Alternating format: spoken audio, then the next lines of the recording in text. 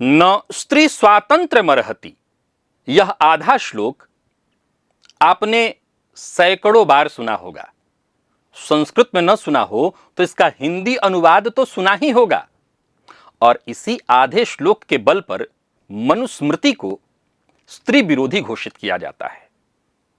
परंतु धर्मशास्त्र का एक दूसरा वचन भी है जो आपको किसी ने नहीं सुनाया होगा। कात्यायन कहते हैं सौदायिके सदा स्त्रीणाम स्वातंत्र्यम परिकृतितम, अर्थात अपने धन के विषय में स्त्री का स्वातंत्र्य सदा के लिए घोषित है।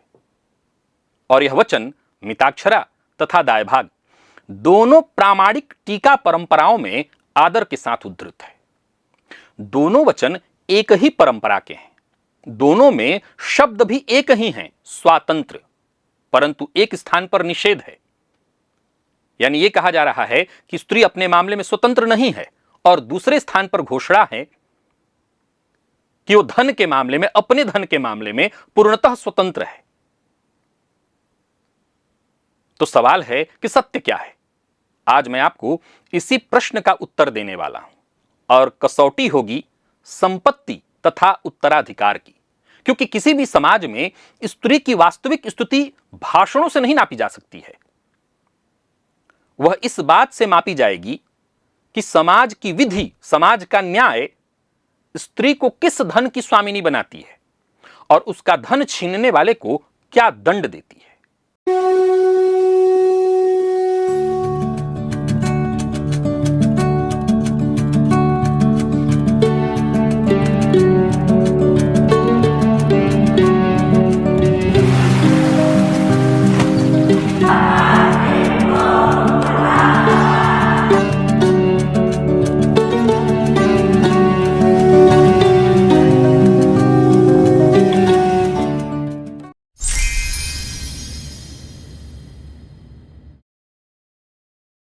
नमस्कार प्रिय दर्शकों, हाजिर हूं मैं आज पुनः एक शोध लेकर, और ये शोध मनुस्मृति के ऊपर है। शोधकर्ता आप जानते हैं हर शुक्र की बार की भांति डॉक्टर प्रभाकर पांडे हैं, जो सांची विश्वविद्यालय में प्रोफेसर हैं और सनातन धर्म और भारतीय ज्ञान अध्ययन संकाय के डीन हैं। मेरे छोटे भाई हैं। जाहिर सी बात है कि जब आसानी से कुछ छिटफुट बातें हमें पता चल जाए और उसी के आधार पर हम शास्त्र के ऊपर, अपने धर्म शास्त्र के ऊपर आक्षेप लगा सकते हैं, तो जरूरत क्या है पूरा शास्त्र पढ़ने की? उसी शास्त्र में, उसी धर्म शास्त्र में वो सारी बातें भी लिखी हुई हैं जिसको पढ़ना पड़ेगा, जिसका अध्ययन करना पड़ेगा, जिसमें समय लगेगा, जिस पर रिसर्च करना पड़ेगा। और वो रिसर्च किया है डॉक्टर प्रभाकर पांडे ने। आइए मैं आपके लिए उनका ये पूरा शोध आपको बताता हूं। प्रिय दर्शकों, पहले वही श्लोक पूरा पढ़ लेते हैं जिसे दिखा करके इस मनुस्मृति को नारी विरोधी कहा जाता है, आक्रमण होता है। मनुस्मृति के का जो अध्याय 9 है, श्लोक 3, वो कहता है पिता रक्षति कौमारे भर्ता रक्षति यौवने रक्षन्ति स्थविरे पुत्रा न स्त्री स्वातंत्र्यमर्हति। ये आखिरी लाइन है, न स्त्री स्वातंत्र्यमर्हति। अब इस श्लोक से 3 सीधे प्रश्न है, पूछिए इसमें क्रिया क्या है? सुनिए, मनुस्मृति को अगर हम उसका पक्ष लेने चल रहे हैं और पक्ष लेने भर मात्र से मनुस्मृति को मैं कोई विशेष सिद्ध कर दूं, तो यह सूर्य को दीपक दिखाने के जैसा है। यह बात हमेशा ध्यान से रखिएगा। सोच के देखिए, वार कहां होता है? मिटाया किसको जाता है? जो मजबूत हो, जो नींव हो। कमजोर को तो कोई भी मिटा सकता है। और इस मनुस्मृति पर पता नहीं कब से वार किया जा रहा है। न बिगड़ा है न बिगड़ेगा, क्योंकि जब आप इसको पूरा सुनेंगे, इस पूरे शोध को, तब आपको समझ में आएगा कि आखिर क्या वो कारण है कि इस मनुस्मृति के ऊपर इतना वार किया जा रहा है। मैं फिर बता दूं, मैं राजनीतिक कारणों से इस विषय को लेकर के नहीं आया हूं, पर हां, यह जरूरी है कि कम से कम आपको पता तो चले कि आपके ऋषियों ने आपको क्या दिया है और इसकी जड़ पर वार इसीलिए इतना हो रहा है कि जड़ इतनी मजबूत है कि कुछ नहीं होने वाला। हां, इसको धूमिल करने का प्रयत्न किया जाता रहा है, किया जाएगा, लेकिन इसकी एक लाइन भी कहीं समय से कायदे से पढ़ लिया जाए और समझ लिया जाए तो बार बार मनुस्मृति लेकर के आप खड़े रहेंगे। क्रिया, क्रिया क्या है इसमें? रक्षति अर्थात रक्षा करना। शासन नहीं कहा गया, बंधन नहीं कहा गया, क्या कहा गया? रक्षा कहा गया। कर्ता कौन है? कर्ता है पिता, पति, पुत्र। तो आदेश किस पर? आदेश पुरुष पर। इस श्लोक को ध्यान से पढ़िए, थोड़ा सा पढ़ने वाला दिमाग लगाए तो इसमें स्त्री का कहीं नाम इसलिए नहीं है, स्त्री को कहा गया वो स्वतंत्र नहीं, लेकिन उससे पहले आदेश किसके लिए दिया गया? पुरुष के लिए। स्त्री इस वाक्य में न कर्ता है न आदेश की पात्रा।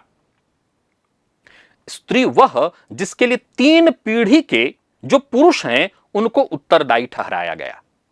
घबराइए मत, अभी इस श्लोक को मैं अंत में भी आपके लिए उद्धृत करूंगा और फिर इसको मैं समझाऊंगा। अब ठीक इसके अगले श्लोक को सुनिए, जो कोई आपको नहीं सुनाता। वो कहता है, काले दाता पिता वाच्यो वाच्यश्चानुपयंत पति मृते भर्तरि पुत्रस्तु वाच्यो मातुर रक्षिता। वाच्य का अर्थ है निंदनीय, दोषी। समय पर कन्या का विवाह न करने वाला पिता दोषी है। पत्नी के प्रति अपना धर्म न निभाने वाला पति दोषी है। और पिता के देहांत के बाद माता की रक्षा न करने वाला पुत्र दोषी है। ध्यान दीजिए, निंदा तीनों पुरुषों की है अगले ही श्लोक में, स्त्री पर एक शब्द भी नहीं। अब जो स्त्री को बंधन में रखने की बात की गई, तीनों को यहां अगले श्लोक में सिद्ध किया गया कि समय पर विवाह न करे, पति है और पत्नी के धर्म में, पत्नी का सहयोग, पत्नी के प्रेम में सहयोगी नहीं है, पिता के न होने पर माता के लिए सहयोगी पुत्र नहीं है, तो ये दोषी है। यहां स्त्री के लिए कहीं कुछ कहा गया नहीं, पुरुष के लिए कहा गया। तो अध्याय 9 के श्लोक और 3 और 4 दोनों को एक साथ जब आप पढ़ेंगे तब अर्थ अपने आप खुल जाएगा। ये हमेशा से कर्ता किया गया है, क्योंकि हम पढ़ना नहीं चाहते हैं, हम पढ़ना नहीं चाहते हैं और हमेशा से हमें आधी बात बता दी जाती है। यह स्त्री पर प्रतिबंध है ही नहीं, यह घोषणा है कि स्त्री जीवन के किसी भी चरण में असहाय और उसको अगर उत्तरदायित्व विहीन छोड़ दिया जाता है तो उसके लिए पुरुष जिम्मेदार है। उसकी सुरक्षा उसका अधिकार है और पुरुष का अनिवार्य दायित्व। और चूकने वाला पुरुष शास्त्र की दृष्टि में दोषी है। आज की विधि भी क्या है?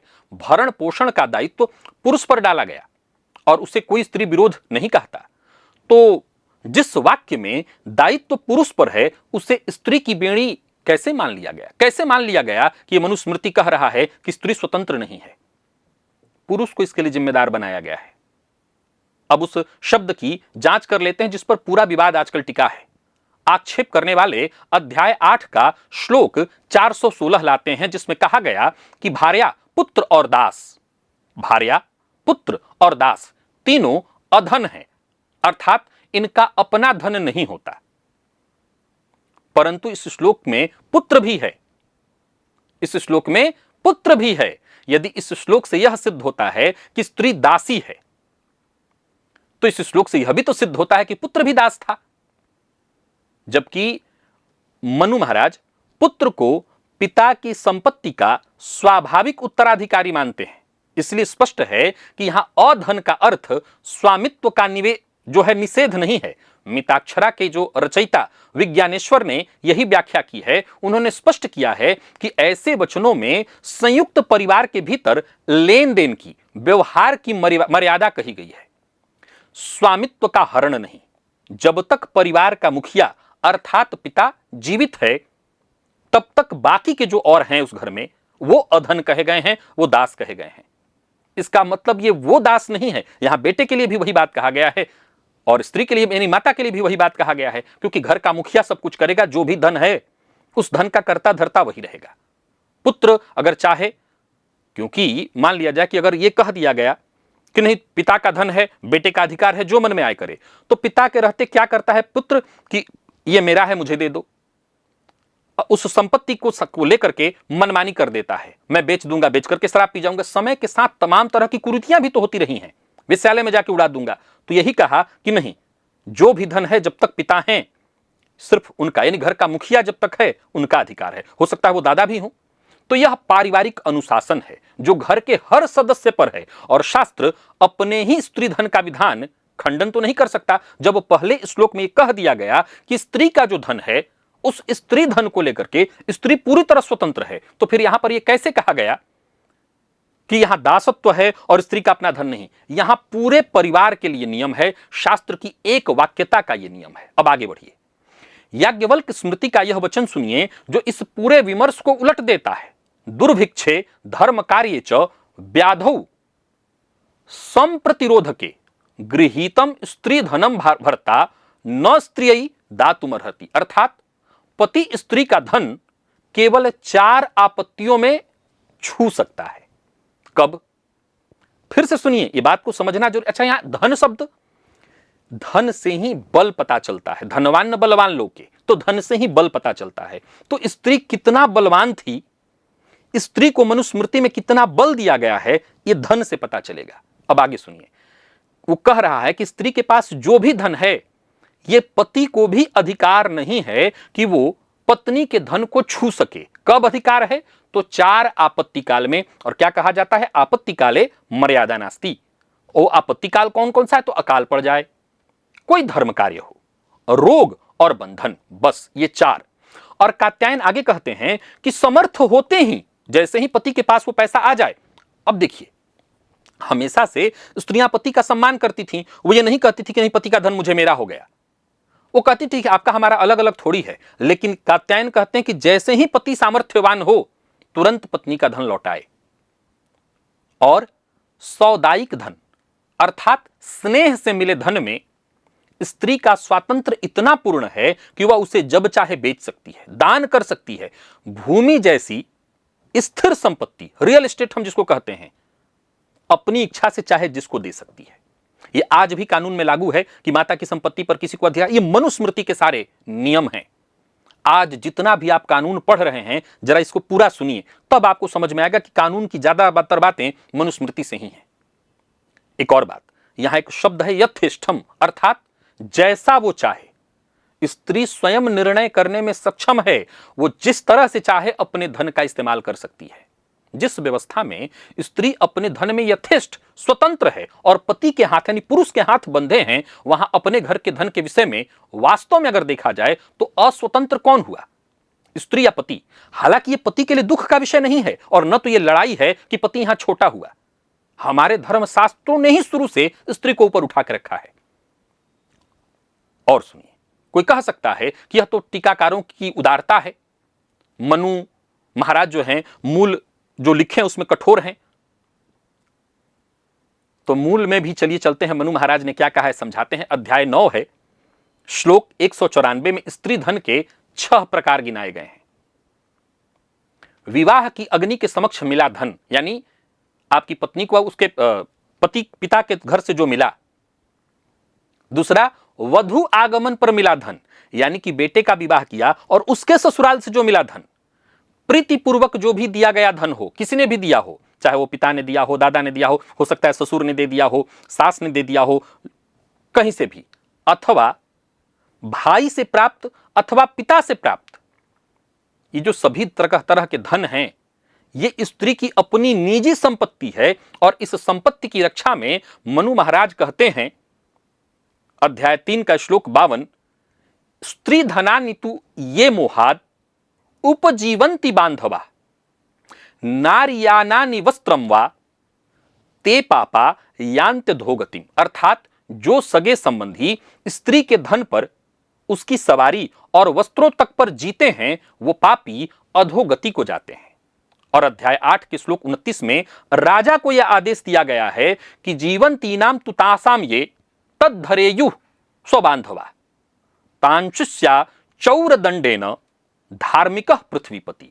हे राजा, विधवा, रोगिणी, निःसंतान और असहाय स्त्री का धन जो अपने ही बांधव हड़प लें,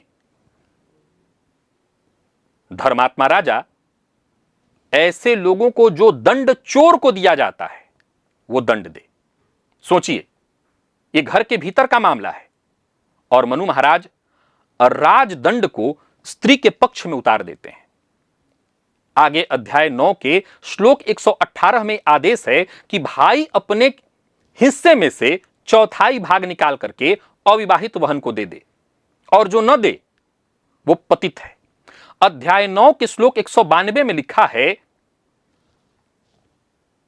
भजेरन मातृकम रिक्थम भागिन्यश्च सनाभय। माता की संपत्ति में बहनों का, भाइयों का समान अधिकार है। यह बहुत बाद में कानून आया है, यह है मनुस्मृति। समान शब्द पर ध्यान दीजिए, यह मनु महाराज का अपना विधान है। वो कहते हैं कि जो ये कानून है ना कि माता की जो संपत्ति है उधर उसमें बहनों का, ये तो बाद में कानून लागू हुआ है। मनुस्मृति में बहुत बहुत बहुत पहले, इसलिए तो इसकी जड़ पर इतनी चोट की जाती है। अब आगे सुनिए, अध्याय 9 के श्लोक 131 में माता का यौतुक अर्थात विवाह आदि में मिला धन, माता को, कन्या की माता को विवाह में जो उनके विवाह में मिला धन है वो केवल कुमारी कन्या का भाग कहा गया है। यानी जिसकी शादी नहीं हुई है ऐसी बेटी का उस पर अधिकार है, उसमें पुत्रों का अधिकार नहीं है। और अध्याय 9 का श्लोक 130 और ध्यान से सुनिए, यथैवात्मा तथा पुत्र पुत्रेण दुहिता समा तस्यामात्मा नितिष्ठन्त्याम कथमन्यो धनम हरेत। जैसा अपना आत्मा वैसा पुत्र और पुत्र के समान ही पुत्री, जब वह स्वयं आत्मरूप में विद्यमान है तो उसका धन दूसरा कोई कैसे ले सकता है। पुत्रेण दुहिता समा, यह मनु का वाक्य है। और घर के भीतर की व्यवस्था को भी जरा सुन लीजिए। अध्याय 9 के श्लोक 11 में गृहस्थ को आदेश है, अर्थस्य संग्रहे चैनाम व्यये चैव नियोजयेत। धन का संग्रह और व्यय दोनों स्त्री को सौंप दो। क्या कहा? अर्थ का संग्रह और खर्च ये सब स्त्री को लाके सौंप दो। अब वो कोई गंवार स्त्री होती होगी? नहीं, हमारे यहां कभी गंवार स्त्रियां होती ही नहीं थी। वो इतनी जानकार थीं कि उनको धन को कहां लगाना है, कैसे चलाना है। तो समझ लीजिए कि घर का पूरा कोष ही स्त्री के हाथ में है। अब आप बताइए, जो ग्रंथ स्त्री को दबाना चाहता हो वो उसके धन की रक्षा में राजा को क्यों खड़ा करेगा? वो कहता है कि राजा आप इसके हड़पने वाले को दंड दो, और कैसा दंड दो? जो चोर को दंड दिया जाता है वो दंड दो। और चोर को दिया जाने वाला दंड बड़ा कठोर होता था। न स्त्री बहन का धन न देने वाले भाई को पतित घोषित किया। ये मनुस्मृति स्त्रियों के विरोध में हो सकता है। और घर की तिजोरी उसी के हाथ में देने की बात वो कह रहा है। किसके? स्त्री के। ये मनुस्मृति विरोध में हो सकता है। अब एक और बात समझ लीजिए जो इस पूरे विवाद की जड़ है। हिंदू समाज में शताब्दियों से जो विधि वास्तव में लागू रही वह मनुस्मृति का कोई अकेला श्लोक नहीं था, वह टीका परंपरा थी। लगभग 11वीं शताब्दी में कल्याण नगर में विज्ञानेश्वर ने याज्ञवल्क्य स्मृति में मिताक्षरा लिखी, जो प्रायः पूरे भारत की विधि बनी। यानी न्याय, जो न्याय विधि है वो भारत की बनी। कैसे? अब आगे सुनिए। 12वीं शताब्दी में बंगाल में जीमुत वाहन ने दायभाग लिखा, जो बंगाल की विधि यानी कि न्याय बना।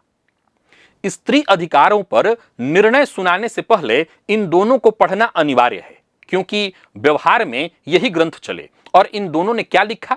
विज्ञानेश्वर ने स्त्री धन की परिभाषा ही खोल दी। क्या लिखा उन्होंने लिखा कि स्त्री धन कोई सीमित पारिभाषिक शब्द नहीं है। स्त्री का जो भी धन है वह स्त्री धन है, चाहे वो उत्तराधिकार से मिले, चाहे क्रय से मिले, चाहे विभाजन से मिले, चाहे अपने श्रम से मिले।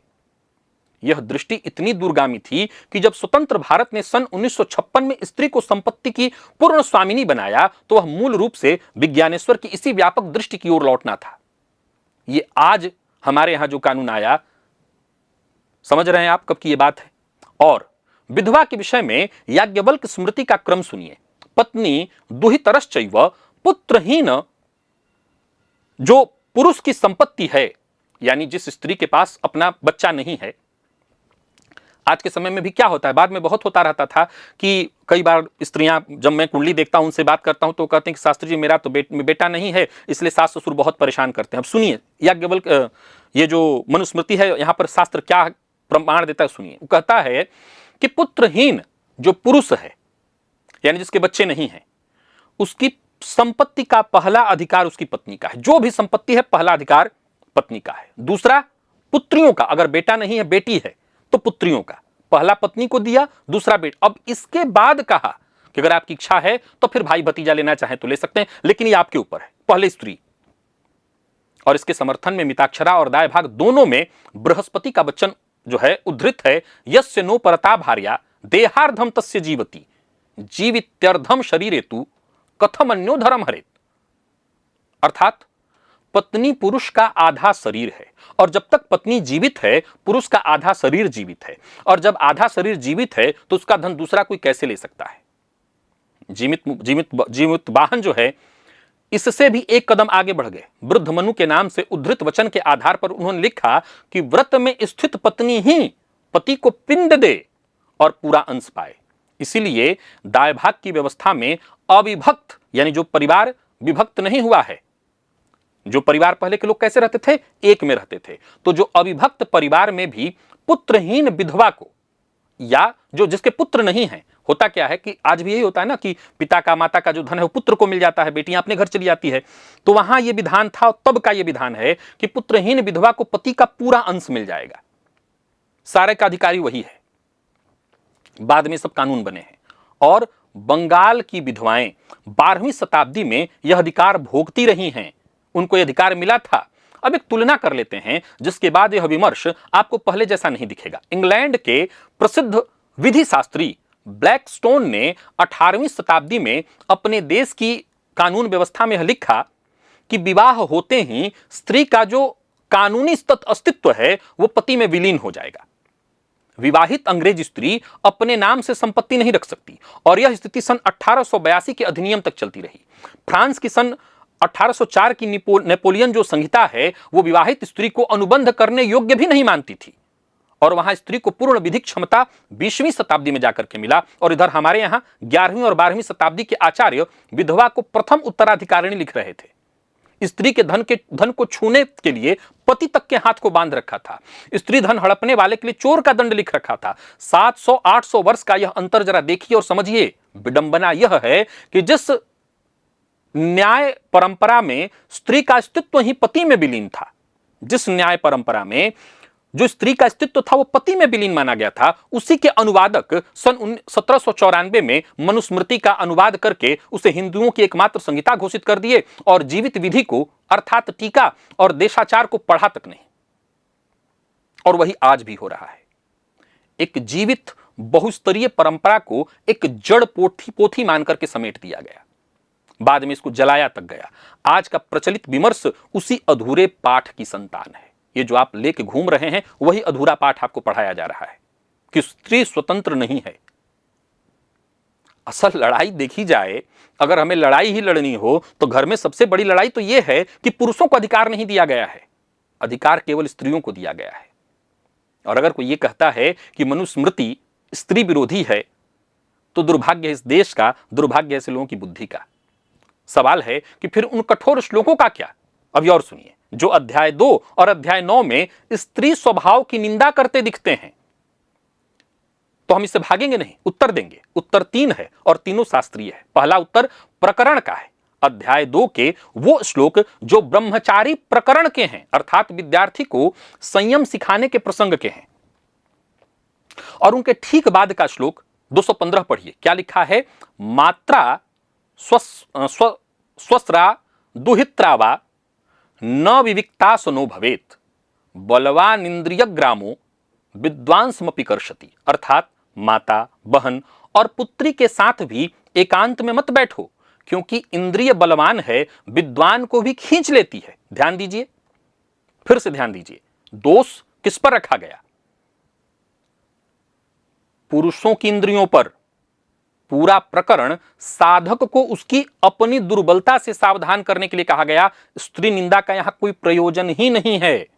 दूसरा उत्तर मीमांसा का है। अध्याय 9 के कठोर श्लोकों से कुछ ही आगे श्लोक 26 में वही मनु महाराज लिखते हैं, प्रजनार्थम महाभागा पूजारहा गृहदीप्तयः स्त्रियः श्रियश्च गेहेषु न विशेषतु कश्चन। अर्थात स्त्रियां महाभागा हैं, पूजा के योग्य हैं, घर की ज्योति हैं और घर में स्त्री और पूजन करने वाली लक्ष्मी में कोई भेद नहीं होना चाहिए। अब सोचिए, एक ही अध्याय में परम निंदा और परम स्तुति दोनों सिद्धांत नहीं हो सकती। मीमांसा का नियम है कि जो वचन किसी विधान की पुष्टि के लिए कहे जाते हों वे अर्थवाद हैं, अर्थात प्रेरणा के लिए कहे गए वाक्य हैं, स्वतंत्र सिद्धांत नहीं। रक्षा के विधान को बल देने के लिए कही गई बातें विधान नहीं बन जाती। ग्रंथ का तात्पर्य उसके उपक्रम और उपसंहार से, उसकी घोषणाओं से निकाला जाता है, बीच के प्रासंगिक वाक्यों से नहीं। वही प्रासंगिक वाक्य ढोल गंवार शूद्र पशु नारी, वही प्रासंगिक वाक्य है। लेकिन कहां की बात कहां और पूरी बात क्या रामायण कहना चाहती है, मैं आप अगर ध्यान से देखेंगे तो समझ में आता है कि रामचरितमानस रामायण ये स्त्रियों की कहानी है, लेकिन बीच में लाया गया ढोल गंवार शूद्र पशु नारी, ये बीच की वाक्य, और कहां ये प्रसंग चल रहा है। और मनु की घोषणाएं आपने अभी सुनी। तीसरा उत्तर जो है वो पाठ परंपरा का है। मनुस्मृति सहस्त्रों वर्ष की हस्तलिखित यात्रा से गुजरी है। आपको क्या लग रहा है उसमें प्रेस चलता था? हस्तलिखित यात्रा से गुजरा है और उसमें प्रक्षेप अर्थात बाद में जोड़े गए श्लोक तरह तरह के विद्वानों के पास से गुजरा है। और विद्वान कौन थे, मैं इस बात को लेकर के इस ग्रंथ की रक्षा करने नहीं आऊंगा, क्योंकि मेरी क्षमता ही नहीं है कि हम जैसे लोग मनुस्मृति पर प्रश्न उठाएं और इस ग्रंथ की रक्षा करें। आपको समझना होगा, बार बार समझिए। आप लाख सनातन धर्म से नफरत करिए, पर सोच के एक बार देखिए कि इसकी जड़ों पर इतनी चोट क्यों? क्योंकि यही है वो जो हमारी रक्षा कर रहा है। अनेक शोधकों ने ऐसे कठोर श्लोकों को प्रक्षिप्त माना है, माना ही नहीं कि इसमें से आया है। खैर, परंतु हम अपना वाक्य का भार इस एक तर्क पर कभी नहीं देंगे और देना भी नहीं चाहते, क्योंकि शास्त्रीय प्रमाण का हमारे पास वो बल है, वो श्लोक इसमें उपलब्ध हैं कि हम क्यों कह के भाग जाएं कि बाद में इसमें छेड़छाड़ किया गया है। किया गया तो है, ये सत्य है, क्योंकि ये प्रिंटिंग प्रेस से नहीं आया, हस्तलिखित था सब कुछ। प्रकरण और मीमांसा से ही इसका हम उत्तर देंगे। आइए समझते हैं। बस इतना हमें स्मरण रखना है कि जिस पाठ पर आक्रमण होता है वह भी इतिहास की परतों से गुजरा हुआ पाठ है। और एक और तथ्य सुन लीजिए जो कि कोई नहीं बताता। पूरी मनुस्मृति में सती प्रथा का कहीं कोई विधान नहीं है, कहीं कोई उल्लेख नहीं, एक श्लोक भी नहीं है। उल्टे अध्याय 5 के श्लोक 160 में विधवा के लिए लिखा है, मृते भर्तरि साध्वी स्त्री ब्रह्मचर्ये व्यवस्थिता स्वर्गम गच्छत्य पुत्रापि यथा ते ब्रह्मचारिण। पति के देहांत के बाद संयम में स्थित साध्वी स्त्री पुत्र के बिना भी वैसे ही स्वर्ग जाती है जैसे ब्रह्मचारी जाते हैं। अर्थात उसकी गति उसकी अपनी साधना से है, किसी पुरुष के माध्यम से नहीं। और सुनिए, मनुस्मृति के सबसे प्राचीन उपलब्ध जो भाष्यकार मेधातिथि ने 9वीं 10वीं शताब्दी के जो आचार्य रहे हैं, वो सहगमन को श्रुति विरुद्ध और आत्मघात के तुल्य कहकर अस्पष्ट अस्वीकार कर देते हैं। सहगमन समझ गए ना, कि पति के मरने के साथ हमें भी चिता में जल जाना है। परंपरा के भीतर से ही यह स्वर उठा था और यह बात इतिहास से मिटा दी गई। तो सवाल यह खड़ा होता है कि यदि मनु में सती का विधान नहीं था तो मेधातिथि जैसे भाष्यकार उसे आत्मघात कह चुके थे, तो फिर चिताएं जली क्यों? ऐसा क्यों हुआ? इस प्रश्न का उत्तर इस पूरे विषय की सबसे बड़ी सीख होगी और उत्तर बंगाल के इतिहास में मिलेगा आपको। अभी हमने देखा कि दाय भाग की व्यवस्था में पुत्रहीन विधवा को, मैंने प्रारंभ में जो आपको बताया कि बंगाल में यह लिखा गया कि जो पुत्रहीन विधवा है उसको पति का पूरा अंश मिलेगा। ध्यान से सुनिएगा, कितना बड़ा खेल रचा गया है और उस खेल के चलते क्या क्या बिगड़ा है उसको जरा सुनिए। कहा गया कि पति का जो भी अंश है वो पत्नी को मिल जाएगा। और ये कहां कहा गया? तो अविभक्त, यानी जो परिवार विभक्त नहीं हुआ है, अर्थात पूरे देश में विधवा को सबसे अधिक संपत्ति का अधिकार बंगाल में मिला। कहां मिला? बंगाल में। अब दूसरा तथ्य सुनिए, जो अंग्रेजों के अपने न्यायालयीय अभिलेखों से ही आता है कि सन 1815 से उनके अधिकारियों ने सती की घटनाएं गिननी आरंभ की। पहले 10 वर्षों में पूरे देश से लगभग 6500 घटनाएं अंकित हुई और उनमें से लगभग 6000 अर्थात 10 में से 9 अकेले बंगाल क्षेत्र की थी। सती प्रथा बंगाल क्षेत्र की 10 में से 9। अब दोनों तथ्यों को मिलाइए। जिस भूमि का जो पूरा अधिकार है, विधि है, वो विधवा को, न्याय ने क्या कहा कि पूरा का पूरा विधवा को मिल जाना चाहिए, उस भूमि पर विधवा की चिता सबसे अधिक जली। क्या यह संयोग है? इतिहासकारों ने इस प्रश्न को खोला और आज विदेशी विश्वकोश तक यह लिखते हैं कि बंगाल में सती के प्रसार का एक अप्रत्यक्ष कारण दाय भाग की वह विधवा उत्तराधिकार व्यवस्था थी। सूत्र सीधा है, विधवा जीवित है तो संपत्ति उसकी हो जाएगी, विधवा चिता में गई तो संपत्ति तत्काल उसके स्वजनों की हो जाएगी। तो जो कल तक उसके अपने कहलाते थे, धन के लोभी परिजनों ने धर्म का मुखौटा पहना और स्त्री को शास्त्र ने उत्तराधिकारिणी बनाया था, उसी को स्वर्ग का प्रलोभन और कुल मर्यादा का भय दिखाकर के चिता की ओर धकेल दिया। अभिलेख यह भी बताते हैं कि घटनाएं उन्हीं घरानों में सघन रूप से घटी जहां उत्तराधिकार का दाव था, या जहां धन था, यानी जहां पर पैसा था वहीं पर डरा धमका करके कराया, मतलब डरा धमका के कहिए या समझा करके स्त्री के दिमाग को इस तरह से मोड़ दिया गया कि पति के साथ जाने के बाद ही स्वर्ग मिलेगा। इतिहासकार सती के और भी कारण गिनाते हैं, यह सच है, परंतु संपत्ति का यह सूत्र आंकड़ों से जैसा मेल खाता है उसे अनदेखा नहीं किया जा सकता। अब मूल बात समझ लीजिए कि शास्त्र के पास इसे रोकने के सारे उपकरण थे, मनु में विधान ही नहीं था इस बात का। मेधातिथि का स्पष्ट निषेध था। अंगिरा के नाम से निषेधों में उद्धृत वचन ने विप्रकुल की स्त्री के लिए यह मार्ग ही बंद करते हुए कह दिया था कि आत्मघात से न तो वो स्वयं स्वर्ग जाएंगी न पति को ले जाएंगी। एक और लाइन है जिसे आपको समझना होगा, और परंपरा के पास कलिवर्ज्य का पूरा विवेक तंत्र था। कलिवर्ज्य समझते हैं, यानी कलिकाल में तो बिल्कुल ही वर्जित है। यह व्यवस्था जिसने देवर से नियोग और समुद्र यात्रा जैसी प्राचीन विहित आचारों तक को कलयुग में वर्जित घोषित कर दिया था। समझ में आ गई बात कि देवर से विवाह नहीं, समुद्र यात्रा इत्यादि आपको पता होगा, कई लोग जानते भी नहीं होंगे। जैसे शंकराचार्य लोग जो हैं वो समुद्र लंघन नहीं कर सकते हैं, तो कई तरह की हमारे यहाँ जो व्यवस्थाएं हैं वो आपको तो जानकारी भी कायदे से नहीं होगी, लेकिन यहाँ ये सब का बंधन था, वो नहीं करना था। युग बदले तो आचार बदले, यह विवेक परंपरा की अपनी संपत्ति है, परंतु शास्त्र जब उसके जानने वालों के हाथ से निकल करके स्वार्थ सिद्ध करने वालों के हाथ में चला जाता है, तब यही सारा विवेक तंत्र दरकिनार कर दिया जाता है। तब आधा श्लोक उठाया जाता है, पूरा प्रकरण काट दिया जाता है, निषेध छिपा लिए जाते हैं और लोभ को धर्म का नाम दे दिया जाता है। इसलिए समझ लीजिए, बंगाल की विधवाओं की चिता में जो जला वो शास्त्र कभी था ही नहीं, वो शास्त्र की हत्या थी, शास्त्र नहीं था, शास्त्र को जलाया गया शास्त्र के ही नाम पर। और यह केवल इतिहास नहीं, रूप बदला गया, वृत्ति वही है। आज भी ऐसी वृत्तियां सक्रिय हैं जो स्त्री को उसके उत्तरदायित्व आधारित सुरक्षा से उसके परिवार के घेरे से काट करके अकेले करना चाहती हैं, क्योंकि घेरे के भीतर अगर स्त्री है तो हाथ डालने से पहले 3 पीढ़ियों के पुरुषों और राजदंड से पाला पड़ता है, जबकि अकेली स्त्री अगर कर दी जाए तो उसे सरलता से उसका शिकार किया जा सकता है। कभी उसका धन चाहिए, कभी उसका श्रम चाहिए, कभी उसका देह चाहिए। इसीलिए अध्याय 9 के श्लोक 3 को अब फिर से एक बार आपको पढ़ना होगा। पिता रक्षति, भर्ता रक्षति, पुत्रा रक्षन्ति। यह बेणी नहीं है, यह वही सुरक्षा घेरा है जिसके टूटने का मूल्य इतिहास में स्त्रियों ने अपनी चिता से चुकाया है। और घेरा तोड़ने का जो ये उपदेश देते हैं, हालांकि वो सुनेंगे ही नहीं और समझेंगे नहीं, क्योंकि सुनने और समझने वालों में तो स्त्रियां भी हैं। जो घेरा तोड़ने का ये उपदेश देने वाले हैं, बस उनसे इतना अगर पूछ लिया जाए कि घेरा गिरने के बाद जो सबसे पहला हाथ इन स्त्रियों पर बढ़ेगा वो किसका होगा? उन्हीं का जो घेरा तोड़ना चाहते हैं। स्त्रियों को स्वतंत्र कहने के नाम पर उनको अलग करके उसका भोग करना, उसको भोग की वस्तु बनाना चाहते हैं। अब मूल दृष्टि समझ लीजिए, जिसके बिना ये पूरा वीडियो आपका देखना व्यर्थ हो सकता है। धर्मशास्त्र का ढांचा समानता बनाम असमानता का ढांचा है ही नहीं। वह कार्य भेद का ढांचा है, मूल्य भेद का नहीं। कार्य क्षेत्र अलग है, परंतु गरिमा में कोई छोटा और बड़ा नहीं।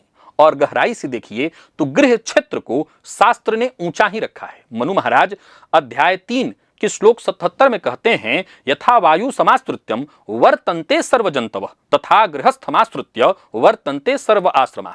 जैसे सभी प्राणी वायु के आश्रय से जीते हैं, वैसे सारे आश्रम गृहस्थ के आश्रय पर टिके हैं। और गृहस्थ स्वयं किस पर टिका है? तो पत्नी पर। शास्त्र कहता है दाराधीनस्तथा स्वर्ग, अर्थात संतान, धर्म कार्य और स्वर्ग तक पत्नी के अधीन है। शतपथ ब्राह्मण की घोषणा है, अर्धोह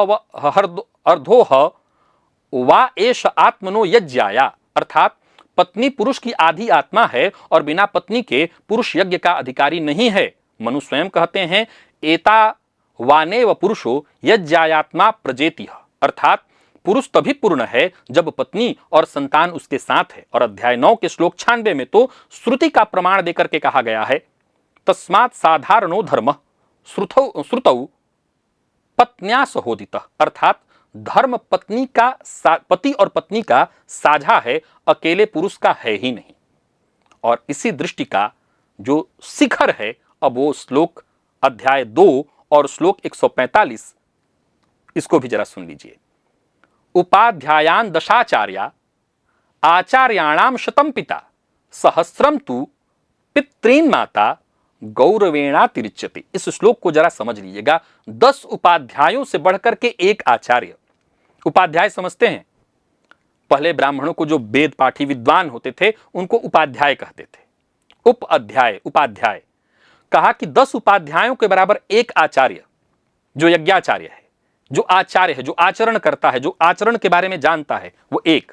कहा 100 आचार्यों से बढ़कर के एक पिता, और 1000 पिताओं से बढ़कर के गौरव है माता का। तो अब आप ही सब बताइए कि जो ग्रंथ माता को 1000 पिताओं, अब आप समझिए कि तुलना है कहीं।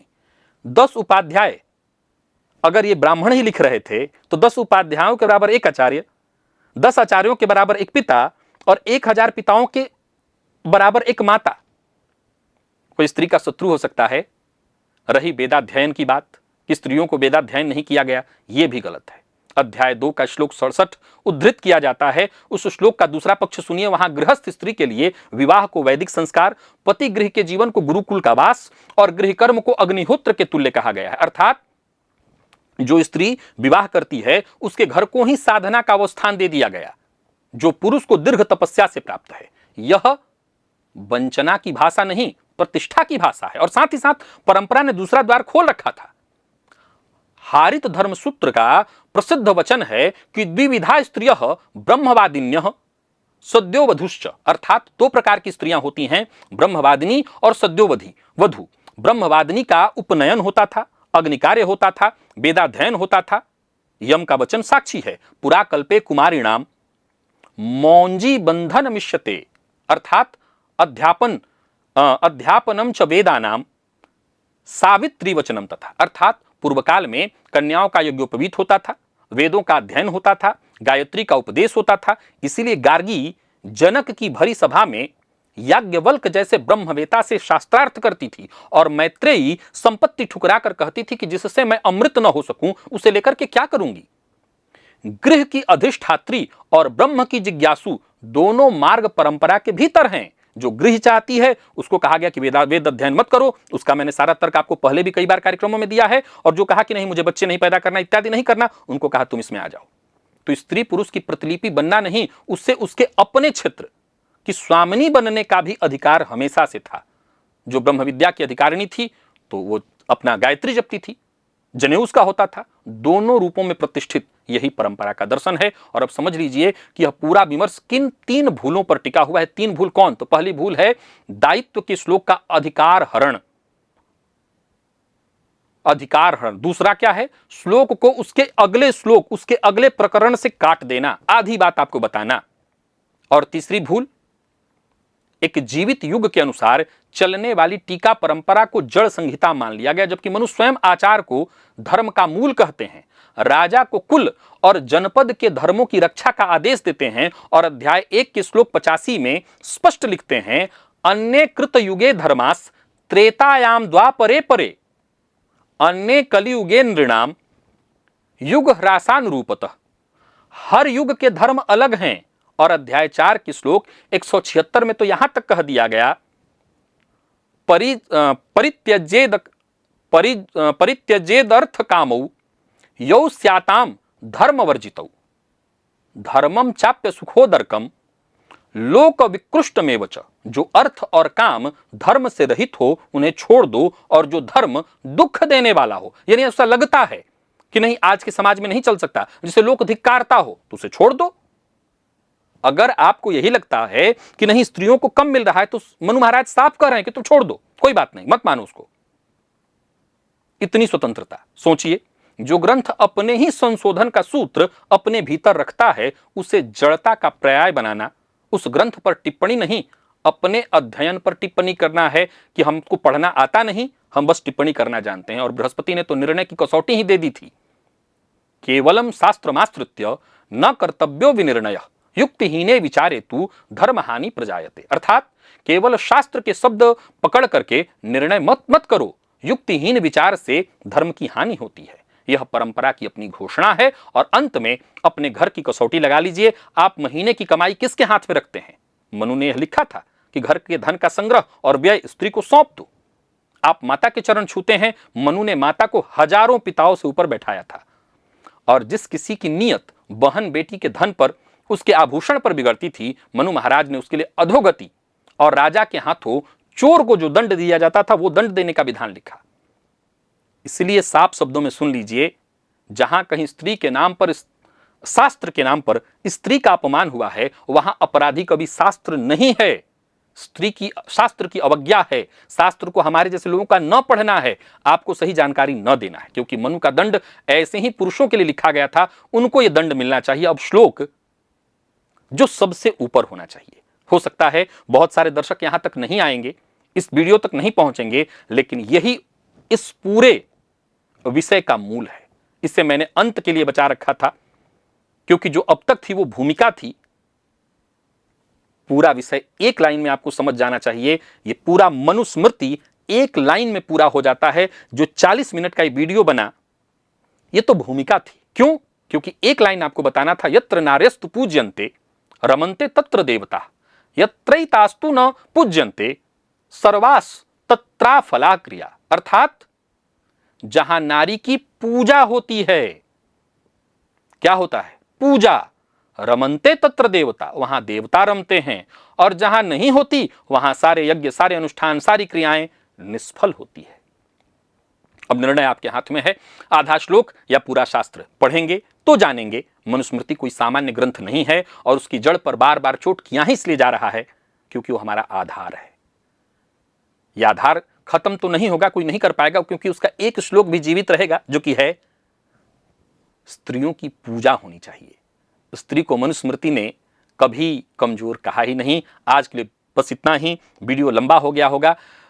अगर आप चाहें तो इस मैं कहूंगा कि अगर पसंद आए तो लाइक करिएगा, और हो सके तो इस वीडियो को शेयर करिएगा। लाइक करने से वीडियो थोड़ा सा सर्कुलेट होता है। इतना बड़ा वीडियो तो नॉर्मली लोग नहीं देखते, लेकिन इसको आप सर्कुलेट करिए। आज के लिए बस इतना ही। इजाजत दीजिए, पुनः मुलाकात होगी। तब तक के लिए नमस्कार।